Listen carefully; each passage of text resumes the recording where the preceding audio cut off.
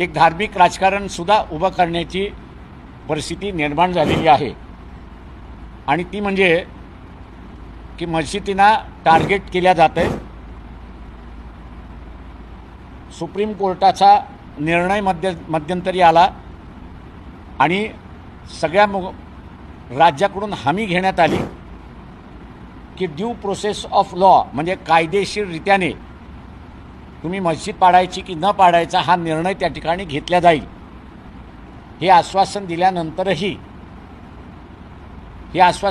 कोर्टाला सुप्रीम कोर्टाला दिल्यानंतरही आपण बघत असाल की नोटिसावरती नोटिसा बजावल्या जात आहेत आणि नोटिसावरती नोटिसा बजावून आम्ही तुमचं मस्जिद पाडायला येतो आहोत, या दिवशी आम्ही पाडणार आणि तिथला माहोल पूर्णपणे धार्मिकतेचा करण्याचा प्रयत्न त्या ठिकाणी चाललेला आहे। म्हणजे मुसलमानाकडे, हिंदूंकडे अशा रीतीची असणारी जी राजकीय भूमी चाललेली आहे आणि करण्याचा प्रयत्न चाललेला आहे।